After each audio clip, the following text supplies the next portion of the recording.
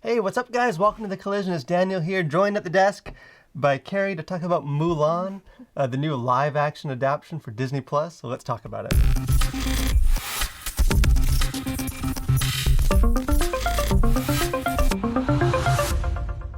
So, Mulan, live-action. I think for both of us growing up, the cartoon Mulan is arguably the best Disney movie ever. It's definitely, I think Robin Hood animated still takes the top. Tied for the top two with Robin But it's definitely maybe 1B.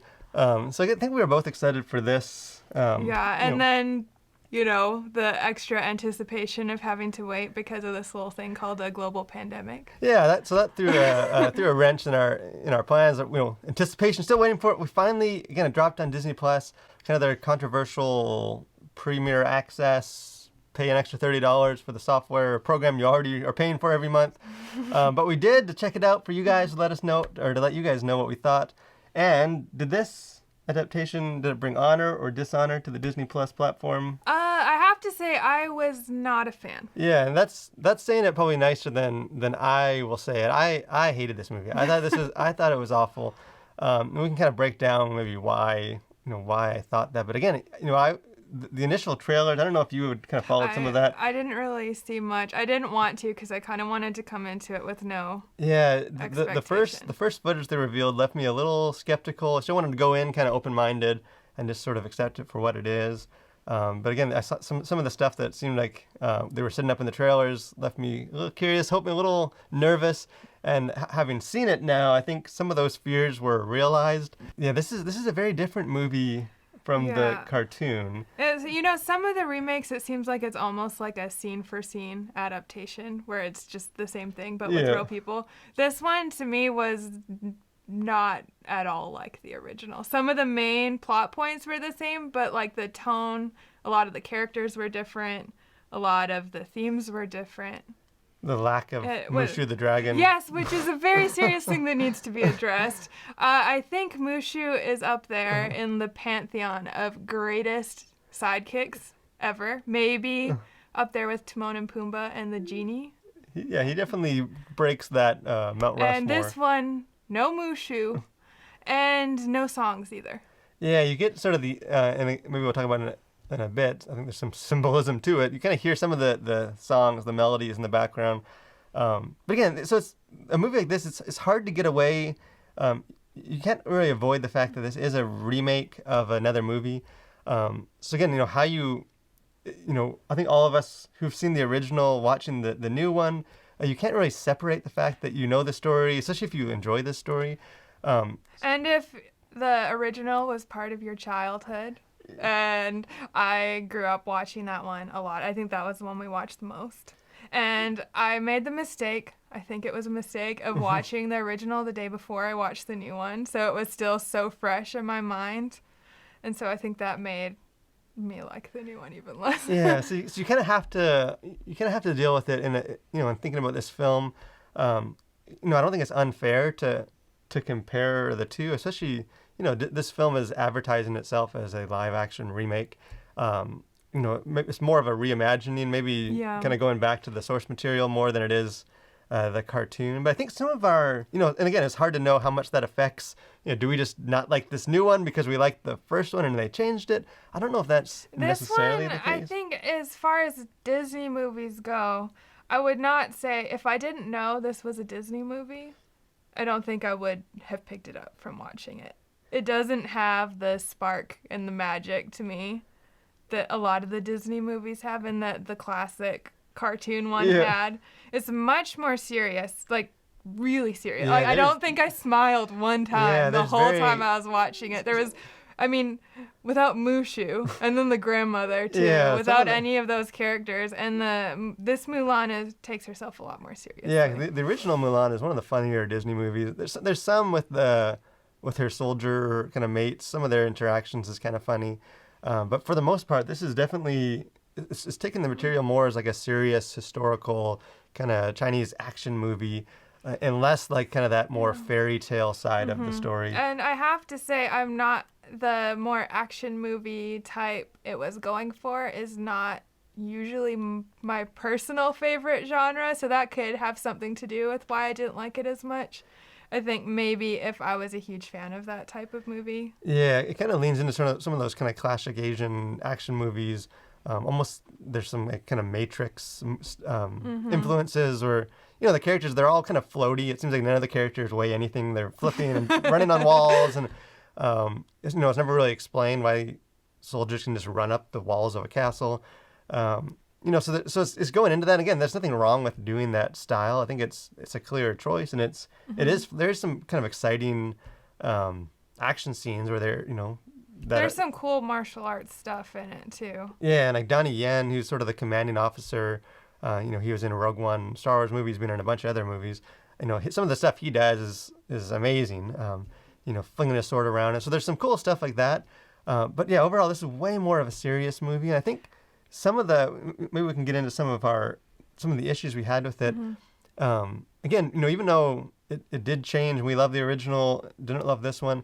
I think some of the issues that at least I had with it isn't necessarily that I'm mad that they changed it. Yeah. It's that what they changed it to, I think just it kind of falls short of, why the first one worked so good. Some of the storylines, the plot, some of the themes, kind of what they replaced it with just fell flat for me. Yeah, me too. What are some... I think one thing that we both noticed as far as character development is for Mulan there really wasn't any. She was kind of the same. Everybody else changed to adapt to her, but Mulan herself didn't really change from the very beginning. Yeah, they kind of... It's ironic in a sense. I think some of the... Again, I'm not super familiar with like the original myths and stuff that the Mulan is based on. So this might be exactly what those are, the original stories are. But they tried to kind of make her even more of this kind of powerful hero. Like, even the opening monologue kind of starts off, she's a kid. And even from as a kid, she's doing things, with a sword, riding a horse, kind of flipping around. She's a very gifted child in the... martial arts. Yeah, she's ahead of kind of where she ends the cartoon at after all her training and all her journey. She kind of starts the movie ahead of that. She can just do everything. She's essentially a superhero. Yeah, she pretty much could be Marvel's newest superhero. Yeah, and again, I tweeted this out after I watched it. It has a lot of the same reason why I dislike Captain Marvel is why I had a problem with this, where they gave her so much kind of superpower, so much ability, that she there's no room for her to grow. She basically... No, or fail. Yeah, she has one moment where she kind of loses a battle that was, where the deck was stacked against her anyways. And other than that, she doesn't have any moment of struggling or falling or kind of needing to push herself further. And I think it makes her less relatable in a lot of ways too, because I think in the cartoon version, Mulan was kind of the accidental hero. She pretty much is a clumsy, clever, but not a war hero type who is pretty much just acting to save her dad and does what she has to, and you kind of see her development. With this one, it was more along the lines of she is the superhero type person, and she just needs to learn how to not hide that and to embrace who she is. So it's not so much changing who she is as changing how much of herself she reveals. Yes, it's kind of not, and again, it's the same as kind of what I thought with Captain Marvel, where it's not really that she has to grow. She sort of is kind of this perfect hero from the start. It's more that kind of the world around her needs to grow and kind of open their minds to the fact that specifically a lot of the male characters around her. Yeah, and it's a very traditional patriarchal society that she's in. For her, she's expected to get married and have babies and be a homemaker, and anything outside of that is considered dishonoring. And so, being a kick-butt superhero is a little bit outside of that. Yeah, and it's definitely not, they're not subtle with that. There's a lot of very kind of clear, a woman's roles in the house. Yeah, the believe all woman moment. There's definitely a believe all woman moment. Even this, her crew, her other soldiers, are talking about, how they think it's so funny that she would think that a woman could be smart and brave, and so they're definitely going for that. And I think the original Mulan, one of the reasons people love it so much is it also she is a strong, kind of iconic feminist hero. And I think the thing about the original is it shows you can be a strong female hero without being perfect and like stronger than all of the men in battle. Yeah, and I think she won more because she was clever and determined, not because she had this superpower. Yeah, maybe that brings us to the second kind of thing that I think we should address. It is sort of her power. Because again, the first one, there's a little bit of it with like the ancestors and kind of these ghosts and stuff. But I mean, with Mushu as your companion, that doesn't give you a huge leg up. Yeah. But this one definitely leans in way more heavy to like the kind of mysticism and spirituality with Chi, this power that she has within her. And again, I don't pretend to really understand all of that belief. Kind of with Chi and what it is and what it's not. But in a sense, it's like we were saying before we started filming, it's kind of the Force. Yeah, it reminded me a lot of The Force Awakens, but she's Rey.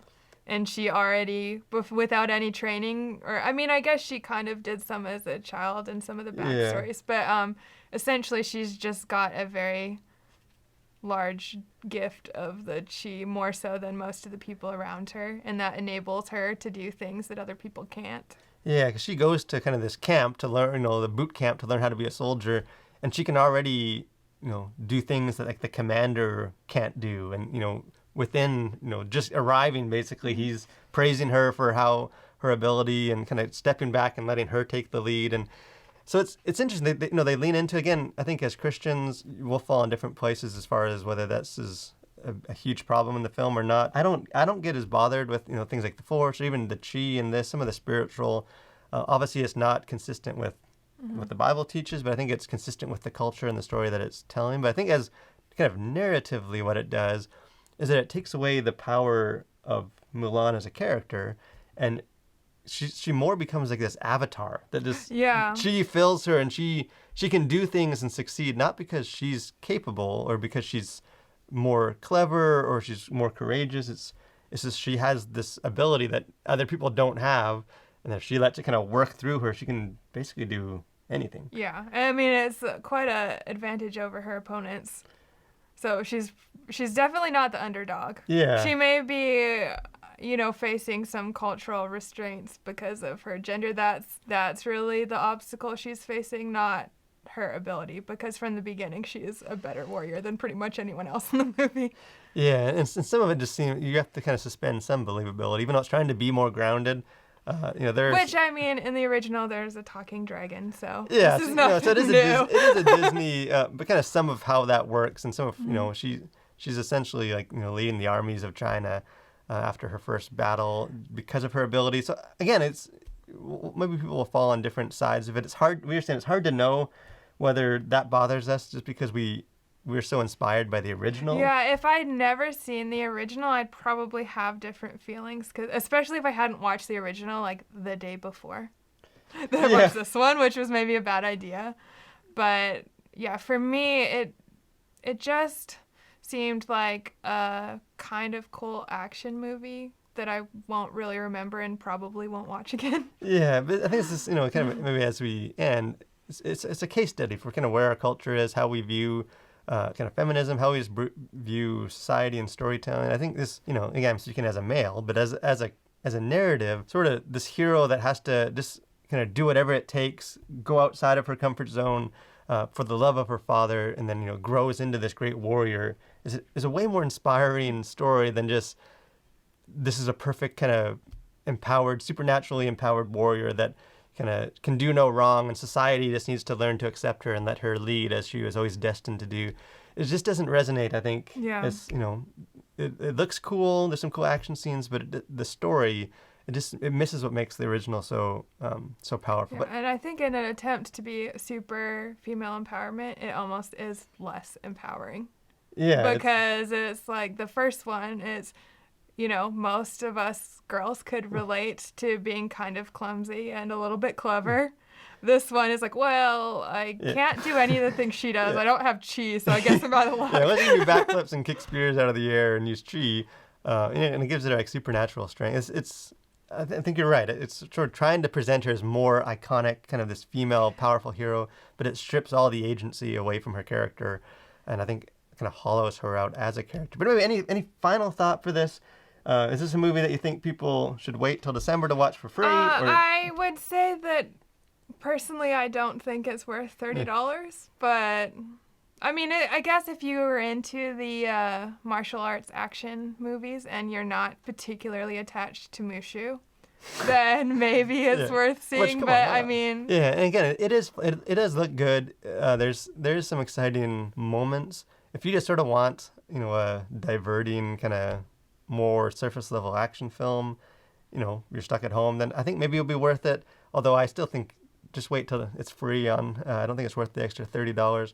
But again, if you're kind of looking for this movie to kind of inspire you or to recapture the magic of the original, just watch the original. Yeah, it's already on Disney. Yeah, they're probably, and you don't even have to pay $30. They're probably beside each other. Maybe just stick with the original. But again, we'd love to hear what you guys thought. If you guys shell out the $30 to watch it, let us know. Or maybe if you're watching this review later after it's already free. Or if you watch this one and you've never seen the original. It'd be interesting to hear how different it comes across. Yeah, if that's you, then go watch the original after. But we'd love to hear your thoughts too. If this is new, are we crazy? Do you agree with us? Do you disagree? Do you miss Mushu? Do you miss Mushu as much as we miss Mushu? Hashtag free Mushu. But again, it'll be trending on Twitter. But thank you guys for watching. Encourage you guys to check out some of our other videos. If you haven't already, subscribe to our channel. We got a lot of other video content coming up soon. Again, take care. Continue to collide with your world for Christ.